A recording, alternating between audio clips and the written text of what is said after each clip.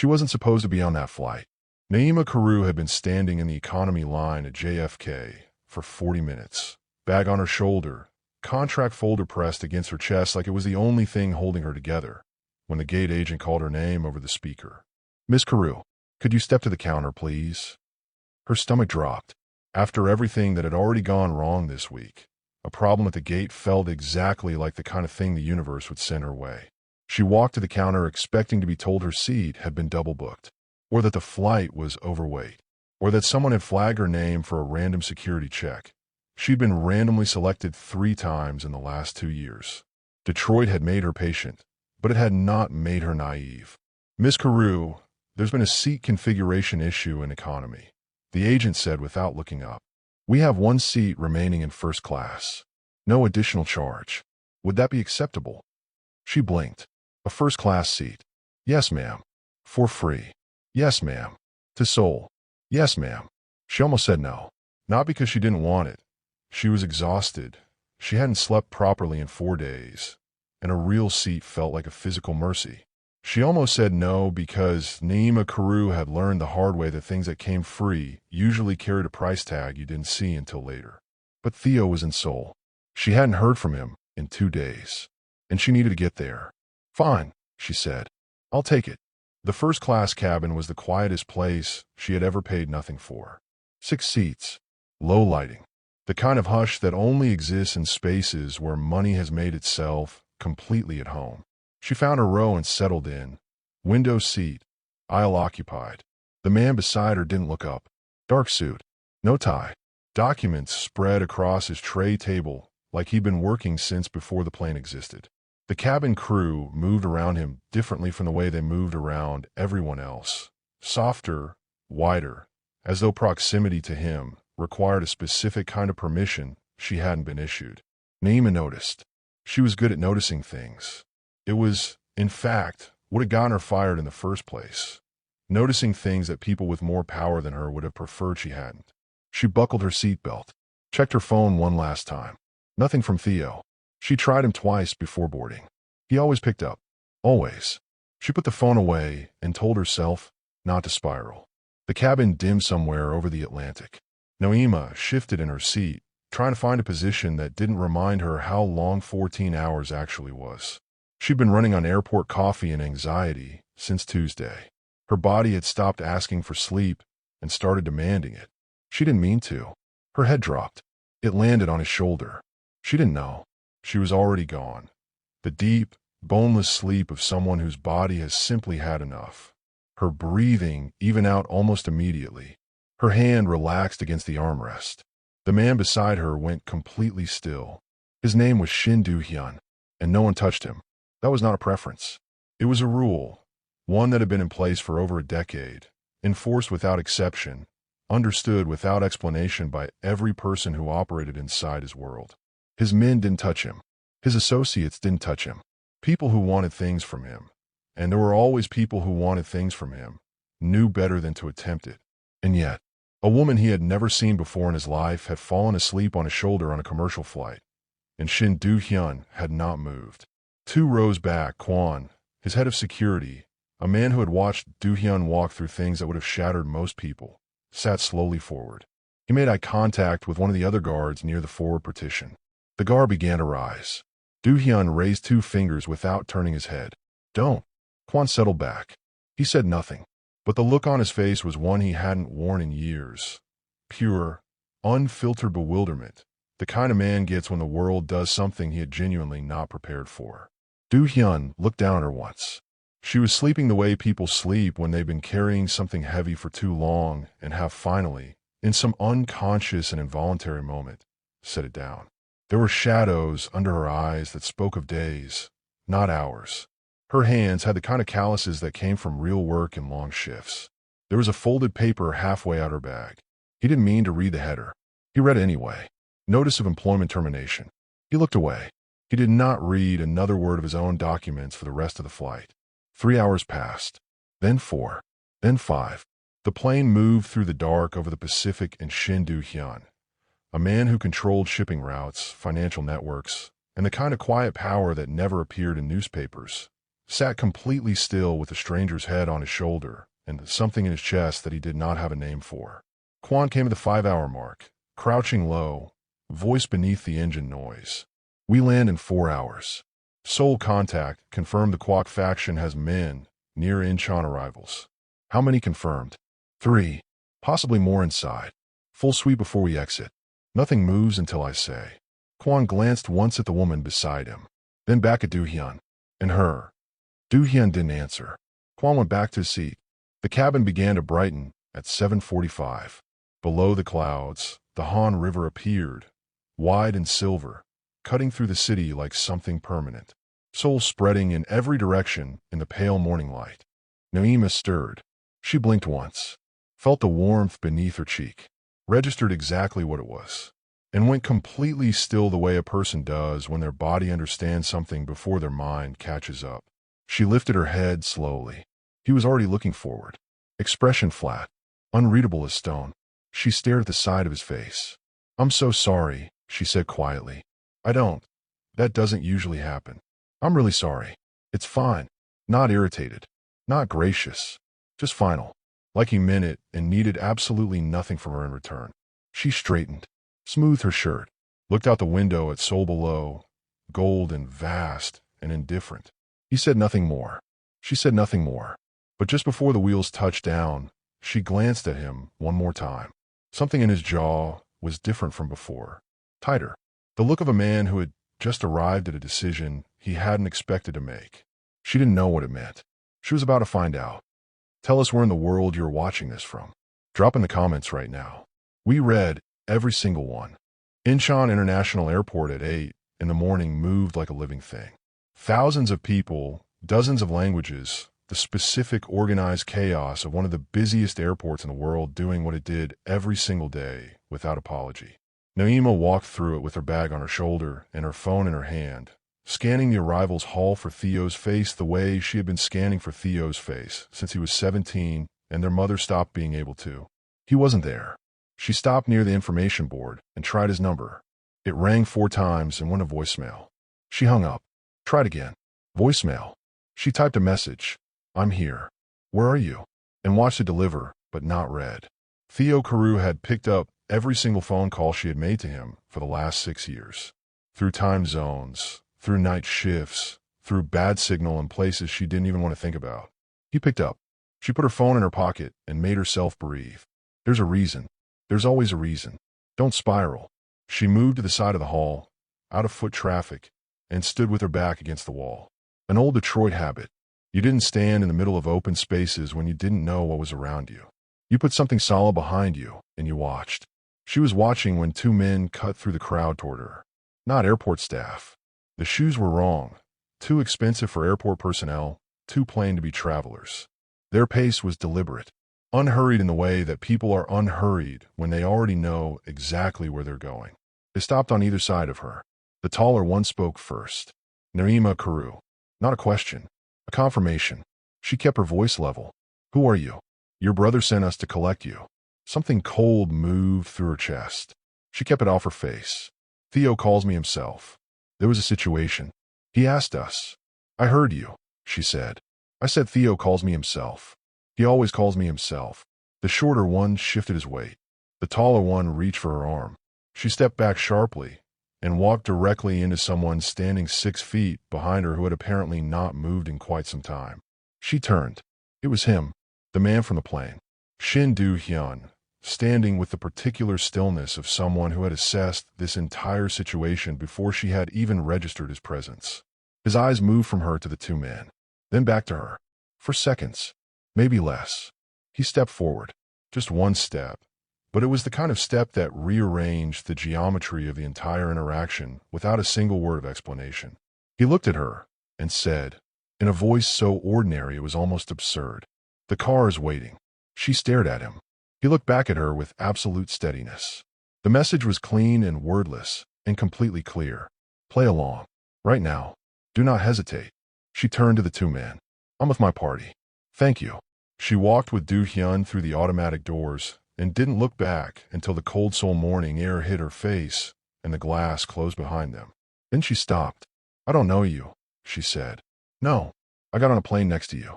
That's the full extent of our relationship. Yes. So I'm not getting into any car. He turned and looked at her fully. Not impatiently. Not with the performance of a man trying to convince someone of something. Just directly. Those men inside knew your name before you landed, he said. They were not sent by your brother. And they're still watching through those doors right now. I have a hotel reservation, she said. Drop me there. That's all I'm asking.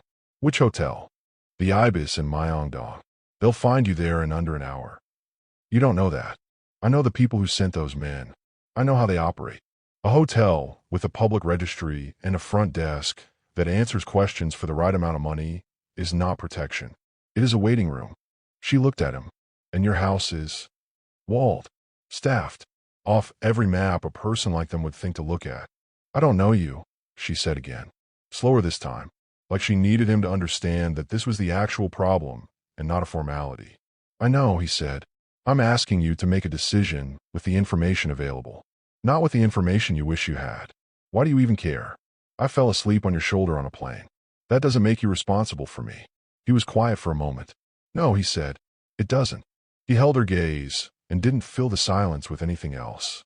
He just waited, which was somehow more persuasive than every other thing he had said. She looked back through the glass doors. The two men hadn't moved. The taller one was on his phone, not walking, not leaving, waiting. If anything feels wrong the moment I walk through your door, she said, I leave. No conversation, no explanation. Agreed. And you tell me who you are. In the car. All of it. What I can. No. All of it. Something moved at the corner of his mouth. Not quite a smile. The shape of one. All of it, he said. She got in the car. The motorcade pulled into Seoul traffic. 3 vehicles, staggered, moving without calling attention to themselves. The Han River appeared briefly between buildings, wide and pale in the morning light, then disappeared again behind the city. Naima sat across from Do-hyun. Kwon was in the front. She looked at the man across from her and decided the time for waiting was finished. Talk, she said. Ask. Who are you? He looked at her steadily. My name is Shin Do-hyun. I run an organization that operates across East and Southeast Asia. Shipping. Finance. Other things. What other things? The kind that don't have clean names. She absorbed this. You're telling me you're a criminal. I'm telling you I have power that exists outside the boundaries of what is legal and what isn't. What you call it is your choice. I call it what it is, she said. Who were those men? A rival faction. The Kwok Group. They operate in corridors connected to mine. We are not friendly. Why were they watching for me specifically? I'm nobody. I'm a woman from Detroit who got on a plane to visit her brother. He leaned forward slightly. What is your brother's name? Theo. Theo Carew. He works logistics for a freight company here. Hansen Cargo. Something shifted in the front seat. Kwon's shoulders. Barely visible. Naima caught it anyway, because she had been catching barely visible things her entire life. What was that? She said. His posture just changed. What is Hansen Cargo? Do-hyun glanced at Kwon, then back at her. I don't know yet, he said. And this time she could tell it was the truth. Not the full truth, but the honest edge of it. But I'm going to find out. And when I do, I'll tell you. You promise me that? Yes. Then find out fast, she said. Because my brother not picking up his phone is not something I'm going to sit quietly with for very long. He looked at her for a moment. Just looked at her. Like he was confirming something he had already suspected somewhere over the Pacific. Understood, he said. She leaned back, looked out the window at Seoul moving past, vast and layered, and carrying its secrets in plain sight the way all large cities do. The estate in Songbuk-dong appeared at the end of a road that seemed to belong to a different city. Hills. Silence. A walled perimeter that announced nothing about what it was protecting inside. The gates opened before the vehicles reached them. Inside, staff that moved without sound. Rooms that were clean and impersonal and expensive. She was shown to one. She sat on the edge of the bed and gave herself 60 seconds to feel all of it. The fear for Theo, the strangeness of the last 2 hours, the specific absurdity of being in a stranger's guarded house in Seoul because she'd fallen asleep on his shoulder somewhere over the Pacific. 60 seconds. Then she stood up and went to the window. Below in the courtyard, Kwon was already on a call, moving fast. 2 other men were at laptops, heads down, working with the urgency of people who had just been told the timeline mattered. She pressed her hand flat against the glass and watched. And down the corridor, Shin Do-hyun sat across from Kwon and listened to what Hansung cargo actually was. His expression didn't change, but his jaw set in exactly the way it had on the plane. He stood, straightened his jacket, and went to tell her the truth. All of it. If your stomach is already tight right now, good. That means you're paying attention. Subscribe. He found her the window. She heard his footsteps in the corridor and turned before he reached the doorway. Good ears or good instincts, or years of practicing both. And the moment she saw his face, she stopped waiting for him to begin. Tell me, she said. He stepped into the room. Didn't sit. Hansung cargo is legitimate on the surface. Underneath, it has been used as a transit route for the Kwok faction. Contraband moving between Seoul and Southeast Asia. High value.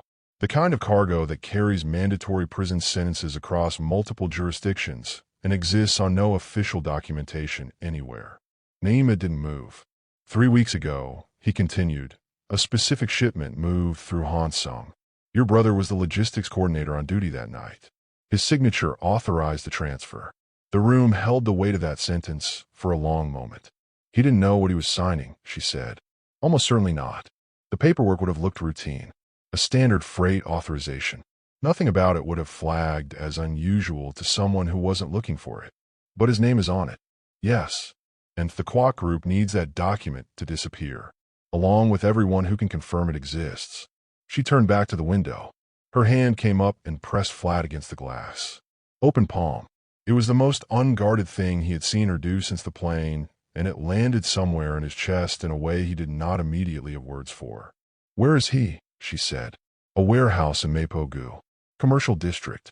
Private holding. Not police. Is he hurt? A pause. Brief but real. We don't know yet. She closed her eyes for 3 seconds. Open them. Then we go get him. Tonight. My team needs the full layout of the interior before we move. We'll have it within the hour. And I stay here. Yes. She turned. I'm coming. Naima. First time he had used her name. It stopped her the way she hadn't expected it to. He is my brother, she said. My little brother. I have been keeping that boy alive since he was 14 years old. You don't get to tell me to sit in a room while. I know who he is to you. His voice didn't rise. It never rose. But something in it shifted. Less controlled. More direct.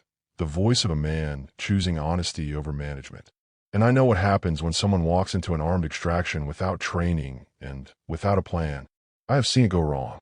I have been the one who had to carry people out afterward. I am not letting that happen tonight. She stared at him.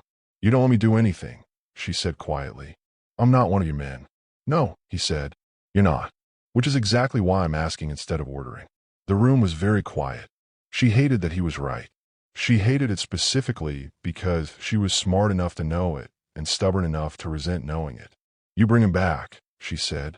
That is the only thing I am saying to you right now. You bring my brother back. I will. I need you to mean that. He looked at her for a long moment. I mean it. She held his gaze for 3 full seconds. Then she turned back to the window and said nothing else. He left. Mapogu at 11 at night was sodium light and industrial silence. The warehouse sat back from the road.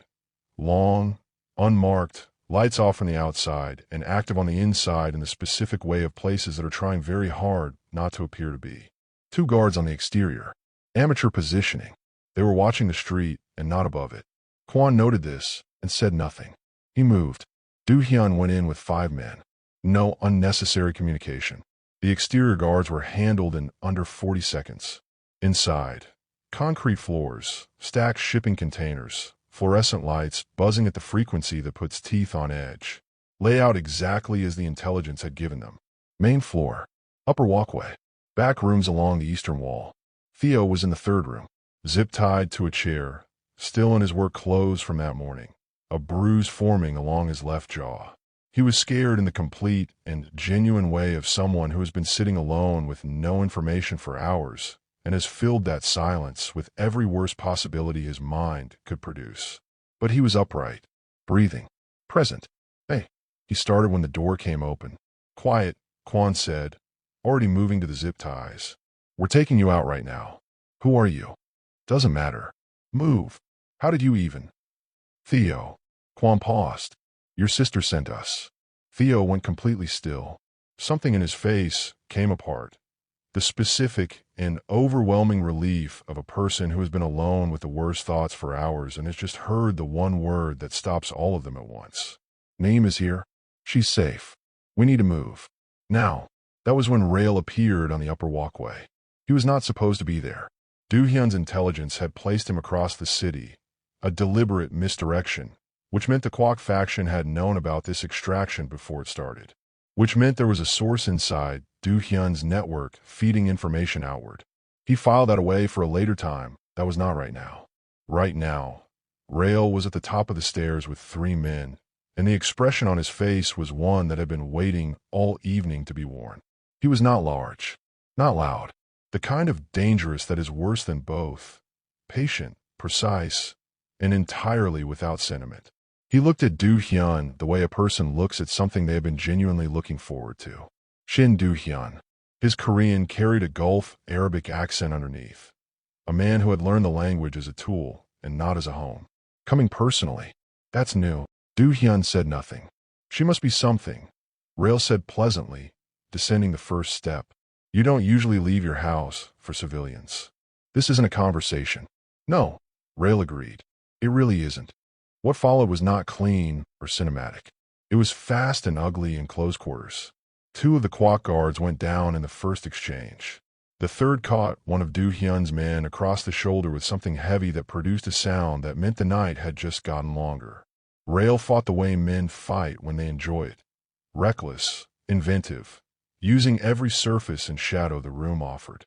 He was good, better than Do-hyun had anticipated, which was itself a mistake. Do-hyun was already cataloging with cold self-awareness. Rail got close once. Very close. He got a hand into Do-hyun's collar and pulled and said, quiet enough that it belonged only to the 2 of them. She left your estate 20 minutes ago. Did you know that? Do-hyun's expression didn't change, but his grip did. Rail hit the ground hard. He was up in 3 seconds, because men like Rail are always up in 3 seconds, bleeding from his mouth, already angling for the emergency exit at the back of the warehouse. Do-hyun moved to cut him off, and was 1 step short. 1 step. Rail hit the door and it swung shut behind him like a full stop at the end of a sentence that wasn't finished. He turned back to Kwon. Get Theo out. Right now. He pulled out his phone and called the estate. She had left 20 minutes ago. He did not allow himself to feel what that information wanted him to feel. Not yet. Which direction? He said into the phone. If your chest is tight right now, you are exactly where this story needs you. Subscribe and drop a comment. Tell us, did you see Rail's move coming? Because someone in this building told him she had left. And Do-hyun already knows who. She had lasted 40 minutes. 40 minutes of standing at that window watching the courtyard empty as Do-hyun's vehicles disappeared through the iron gates one by one. 40 minutes of telling herself that he was right, that she was a variable, that she didn't know this city or these streets or what she was walking into. 40 minutes of thinking about Theo zip-tied to a chair in Mapo-gu. Then she picked up her bag and walked out of the room. There were 2 men left at the estate, junior staff, not trained security. One of them stepped in her path near the gate and said something in Korean she didn't catch. She turned and looked at him with the specific expression she had developed over 6 years of hospital administration. The one that said, I understand that you have a concern and I need you to step aside. And he stepped aside. She got through the gate and onto the road and pulled up a maps application and started walking toward the main road. Her phone rang. Do-hyun. She answered. You left the estate. I did. I told you. I heard what you told me. Naima. His voice was controlled in the way voices get controlled when the person using them is actively preventing themselves from becoming something else entirely. Rail knows you left. He told me himself before he ran. If he has eyes on the roads out of this district, and you walk into that, is Theo okay? A pause. Long enough to matter. He's with us. He's not hurt. She stopped walking, stood on the side of the road with Seoul moving around her. Taxis, the smell of street food from a cart somewhere nearby. A city completely unbothered by the fact that her entire chest had just unclenched for the first time in 12 hours. She closed her eyes for 3 seconds. Then come get me, she said. I'm on the main road, north side of the hill. Don't move. She stayed on the main road. 8 minutes later, the SUV pulled up, and the door opened before it fully stopped, and Theo was already leaning across the seat. Naima, and she was already reaching for him, both hands on his face, the way she'd done since he was a kid, and she needed to confirm with her own hands that he was real and present and whole. Are you hurt? No. Your face. It's nothing. Theo, that bruise. Naima, I'm fine. He grabbed her hands and held them still and looked at her directly. Are you okay? How are you even here? I didn't even know you'd landed. You weren't at the airport. I know. I'm sorry. They came to the office and said it was a document review, and then he stopped. Swallowed. They took my phone. I couldn't call. I've been sitting in that room for hours, he exhaled. I kept thinking about Mom. How she always said you'd find me. Anywhere. She was right. Naima pressed her forehead briefly against his. She didn't say anything. She didn't need to. Then she straightened. Because Theo was safe, and there was still a city full of unfinished business outside these windows. Do you know what you signed? She asked quietly. His face changed. They told me. While they had me. Like they wanted me to understand exactly how much trouble I was in. He looked down at his hands. Era, I didn't know. I swear I didn't. I know you didn't. It was just a form. Just a standard transfer authorization. I do 20 of them a week. Theo. I know. He looked up. Across the seat. Do-hyun was sitting in the far corner. Silent since she got in. Watching them with the particular stillness of someone who understands exactly what they are witnessing and has chosen, for this specific moment, to take up as little space as possible. Theo looked at him for a long moment. Who are you? Do-hyun. That's a name. Not an answer. Theo. Naima's voice was quiet. No, Era. Seriously. The adrenaline of 6 hours was pushing through now, cracking the composure he'd been holding. He knows about the manifest. He just pulled me out of a warehouse. You're in his car at midnight in Seoul. Who is he? Do-hyun looked at Theo with an expression that was not unkind. I run an organization that operates across this region, he said. The people who held you operate in territory connected to mine. Your name on that manifest put you in their path. That is why you were in that room and why you are not in it anymore. Theo absorbed this slowly. And my sister? She was at the airport when their men were. I helped her out of that situation. Why? Do-hyun held the younger man's gaze without blinking. She needed help. Theo looked at Naima. She was looking out the window at Seoul passing in the dark. He looked back at Do-hyun with the expression of a younger brother performing very rapid and very private calculations. Right, Theo said carefully. Okay. Back at the estate, the atmosphere had changed entirely. The gates closed behind them with a sound that felt final. Security had doubled on the perimeter. Kwon was already on calls that Naima didn't understand word for word, but understood completely in tone. Something had shifted. The timeline had compressed. She found Kwon in the main corridor. Rail got away, she said. Yes. And he knew I'd left before you even reached the warehouse. Yes. Which means someone in this building told him. Kwon looked at her steadily. You should speak to Do-hyun directly. She found him on the terrace. Seoul below, the Han River dark between the city lights, the buildings going all the way to the horizon in every direction. He was on a call. He ended at the moment he heard her step. There's a leak, she said. Inside your operation. Yes. Do you know who? Yes. What are you going to do? It's already being handled. She studied him. He was still. But it was a different kind of still from the plane, tighter, the stillness of something under pressure rather than something at rest. You're not okay, she said. He looked at her. I'm fine. You keep saying that. She held his gaze. You let Rail get away. One step short. I can see it on you. Something moved behind his eyes. Not anger. Worse than anger. The cold, private accountability of a man who holds himself to a standard that doesn't bend for circumstances. Yes, he said. One step. He'll come back. Yes. Tonight. He was quiet for a moment. Possibly. She looked at the city below. Then back at him. Come inside, she said. You need to eat something. He blinked. Like the sentence had arrived in a language he recognized, but hadn't heard directed at him in a very long time. Do-hyun. He stopped. Come inside, she said again. Quietly. Not a request exactly. Not an order. Something in between that he apparently didn't have a defense against. He followed her inside. The kitchen was large and impeccably stocked. Naima opened cabinets with the ease of a woman who had always found her way around other people's kitchens without apology. Growing up in Detroit, you cooked in whatever kitchen was available and you made it work. She found rice, eggs, sesame oil, gochujang behind a row of imported sauces. Sit, she said. You don't have to. I know I don't have to. She was already at the stove. Sit down anyway. He sat. She cooked. Not elaborately. Simple fried rice, the kind that came together in 10 minutes and tasted like something a person actually needed rather than something designed to perform. The kitchen filled with the smell of sesame and egg and something warm that had been missing from the room before she walked into it. He watched her without speaking. She moved without self-consciousness, adjusting heat by sound, tasting from the spoon, adding a fraction more gochujang, making a small sound of satisfaction she clearly didn't know she'd made. Something in his expression shifted. Soft. Gone almost immediately. She set a bowl in front of him. Sat across with her own. He looked at the bowl. Then at her. You cooked in my kitchen, he said. Yes. Nobody cooks in my kitchen. Somebody just did. She picked up her chopsticks. Eat. He picked up his chopsticks. They ate in silence. The kind that had warmth in it. The kind two people only arrive at after enough has passed between them to make quiet feel safe. Halfway through, without looking up, he said, I haven't eaten at this table in 4 months. She looked up at him. He was looking at his bowl. Jaw tight. The expression of a man who had said something more honest than he intended and was deciding whether to take it back. She didn't press it. She understood instinctively that pressing it would close it. That's too long, she said simply. Yes, he said quietly.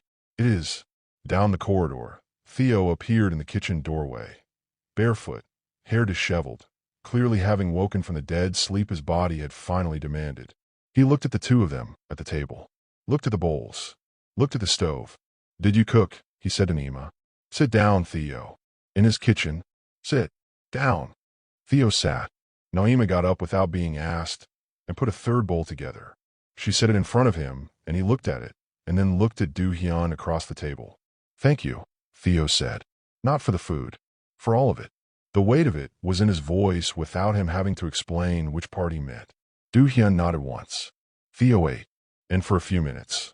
In a kitchen in Songbuk-dong with the city glowing below and the gates locked, and the three of them around a table that had apparently not been used in 4 months. Something almost ordinary happened inside a very unordinary night. Then Do-hyun's phone buzzed. He looked at the screen. For words from a number he didn't recognize. I know she's there. He set the phone face down on the table. Looked at Kwon, who had appeared silently in the doorway. Full dark on the exterior, he said. Reposition everyone to the north wall. Theo looked at Naima. Naima looked at Do-hyun. He's coming tonight, she said. Yes. Then we need to talk about the north wall. Do-hyun looked at her. What about it? It's the only approach that isn't covered by your main sight lines. She said it like it was obvious. Because to her it was. I'll walk the perimeter this afternoon while you were on calls. The north wall has a blind spot between the camera positions. About 4 meters wide. If I were coming in, that's where I'd come. The kitchen was very quiet. Kwon was staring at her. Do-hyun looked at her for a long moment. That's where I'd come in, she said again. Simply, like she was noting the weather. He stood. Kwon, cover the north wall blind spot. Full coverage. Now. Kwon was already moving. Theo leaned toward his sister and said, very quietly, Era, who are you right now? Eat your food, Theo. Rail came at 3 in the morning. Exactly where she said he would. If that last line didn't make you sit up, go back and read it again. Subscribe right now. Next part is the ending, and it is coming for you. For men came over the north wall. Not loudly. Not with the kind of entry that announces itself. They came the way professionals come. Low, fast, using the dark between the exterior lights as cover. It was a good plan. Precise. The kind of approach that accounted for every obvious defense and looked for the gap between them. The gap was covered. Do-hyun's men were already there. Repositioned exactly 2 hours earlier based on 4 words from a woman who had walked his perimeter that afternoon and noticed what trained security had stopped seeing because they had looked at it too many times. Rail's men came down off the north wall into a courtyard that was ready for them. It was short. It was decisive. 2 of the 4 didn't make it back over the wall. The other 2 ran. Rail himself reached the interior corridor. 20 feet from the kitchen.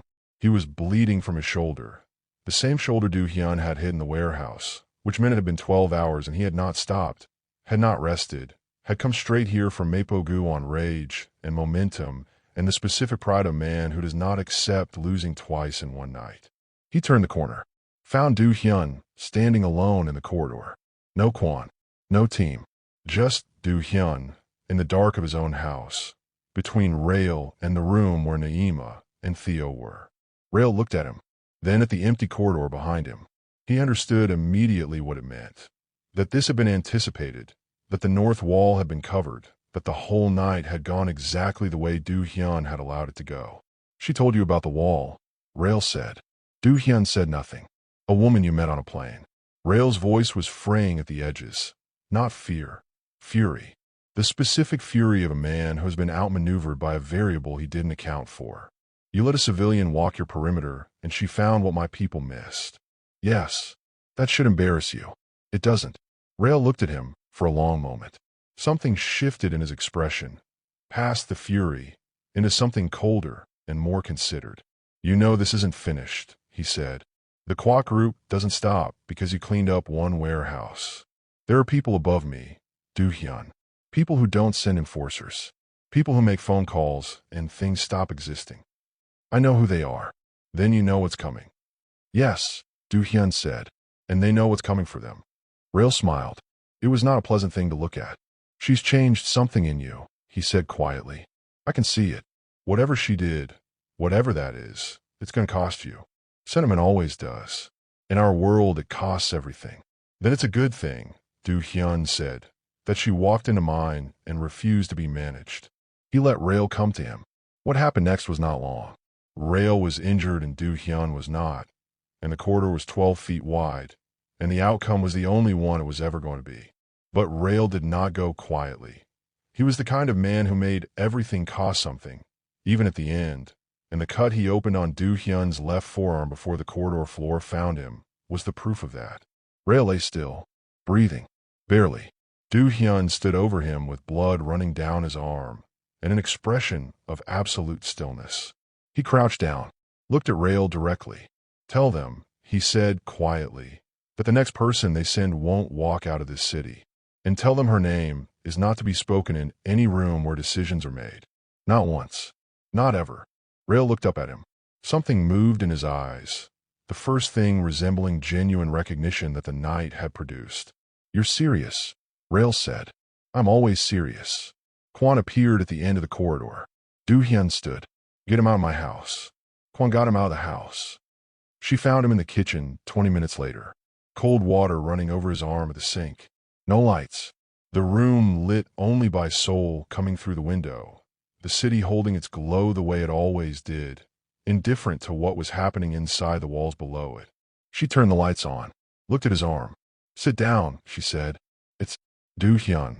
He sat. She had found the first aid kit 2 days ago. She had not mentioned finding it. She retrieved it now without explanation and opened it on the counter and began working with the focused efficiency of someone who had spent years in medical environments and had never once been precious about what that required. He watched her hands. Steady. Certain. The hands of a woman who had been the person who handled things for so long, it had simply become her natural state. He thought about the termination notice in her bag on the plane. The hospital that had let these hands go for doing the right thing. He felt something toward that institution that he did not bother to name, because it would not have been appropriate to name in this kitchen at this hour. It's not deep, she said. You don't need stitches. I know. Rail. Out of the house. For good. He was quiet for a moment. He delivered a message. I sent one back. She looked up at him. What message? That her name doesn't get spoken in certain rooms anymore. She went very still. You said that to him. Yes. Meaning me. Yes. She held his gaze for a long moment. Then she looked back down at his arm and finished what she was doing with the same steady hands and said nothing for a moment, because there are things that land too squarely to be responded to immediately. She pressed the last piece of gauze into place. Is it really over? She said. The document clears within the hour. Theo's name becomes irrelevant. There's nothing left for it to prove. The Kwak faction loses its reason to move against either of you. And above Rail? He said there were people above him. There are always people above the person in the corridor. He looked at her directly. I know who they are. They know who I am. What happened tonight will travel. My message will travel further. You sound very sure of that. I'm sure of very few things, he said. That is one of them. She looked at him. The kitchen was quiet around them, the particular quiet of a house that has just survived something and is settling back into itself. Somewhere down the corridor, Theo was asleep again, the deep, boneless sleep of a person whose body had simply reached its limit and checked out without asking permission. She and Do-hyun were very close. The kitchen was small in the way kitchens are small at 3 in the morning, when the city outside has gone quiet, and everything that has been accumulating between two people has run out of space to go. Naima, he said. Don't say something careful, she said. Not right now. I have had enough careful for one lifetime. He looked at her for one long moment. Then he closed the distance between them and kissed her in the kitchen of his house in Songbuk-dong. With Seoul going pale gold outside the window, and his arm freshly bandaged by her hands, and 4 days of everything they hadn't said, dissolving all at once into something that didn't need words anymore. It was not a performance. It was not tentative. It was the kind of kiss that happens when two people have been through enough together that pretending has simply become too exhausting to maintain. When she pulled back, she looked at him with the expression of a woman who has just done something that surprised even herself. You're still a very complicated man, she said. Yes. And I still just got a soul. Yes. I have a contract to begin, an apartment to find, a brother to get back on his feet. I know all of that. So whatever this is, it moves at my pace. Agreed. She picked up the first aid kit and closed it with a clean, decisive snap. Set on the counter. Looked at him one more time with the expression of a woman who has survived 4 very serious days and is somehow, inexplicably, still standing with something close to lightness in her chest. Ask me to have dinner with you, she said. Like a normal person. Something moved across his face. The real smile. The one that didn't belong to any room full of people. Just to this kitchen, just to this moment. Naima Carew, he said. Have dinner with me. When your brother is on his feet. When your contract has started. When you have found your apartment, and the city feels like yours. And if I say yes, I will be on time, he said, and I will not bring security. She almost laughed. She let herself, full and warm, and completely unguarded in the quiet kitchen. It changed the whole room the way light changes a room. Immediate. Total. Good night, Do-hyun, she said. She walked down the corridor. He stayed in the kitchen and listened to her footsteps until they stopped. Morning came the way Seoul mornings come. Gradually. Then all at once. Light filling the hills above the Han River, and the city shaking itself awake without ceremony. Naima was already in the kitchen when Theo appeared. He was showered, changed. He had found clothes somewhere in the estate that almost fit and was wearing them with the particular dignity of a 26-year-old man who has been through something and is determined to carry it without limping. He sat across from her. She pushed a cup of coffee toward him without being asked. He wrapped both hands around it and looked at her across the table. I'm quitting Hansung, he said. I know. Today. I'm not going back for my things. I'm not giving notice. I know, Theo. And I'm going back to school. Finish the degree. I've been saying I would for 2 years, and He stopped. I think I needed to almost disappear in a warehouse to understand that I was already disappearing. Just slower. She looked at her brother across the table. 26 years old. Still the same face she had memorized at 14 when it became her job to make sure he was okay. A little older now around the eyes. A little more of himself. Mom would have found this entire situation completely unacceptable, he said. Mom would have had opinions about every single part of it.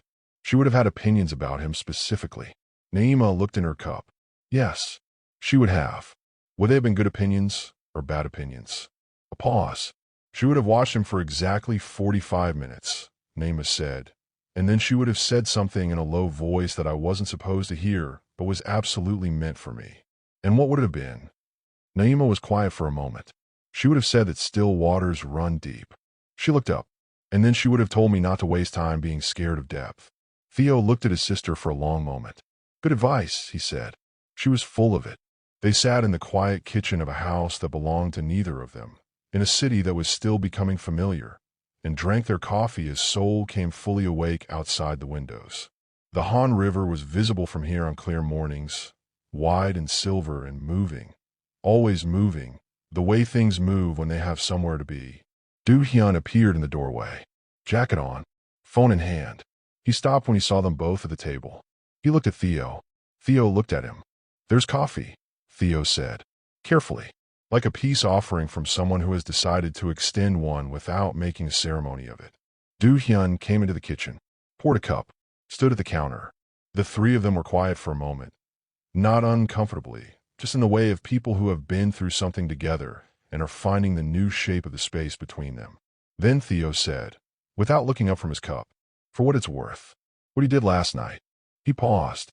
"I know it wasn't nothing. And I know there are things about your world I don't understand and probably shouldn't." Another pause. "But you brought my sister through it. So," he looked up. "Thank you." Do-hyun held the younger man's gaze. "Your sister," he said, "brought herself through it. I just kept up." Theo glanced at Naima. She was looking out the window at the Han River with the expression of a woman who heard that and is deciding what to do with it. She decided to let it sit. Some things didn't need a response. They just needed to be received. The document clear at 9:17 that morning. Theo Carew's name was clean.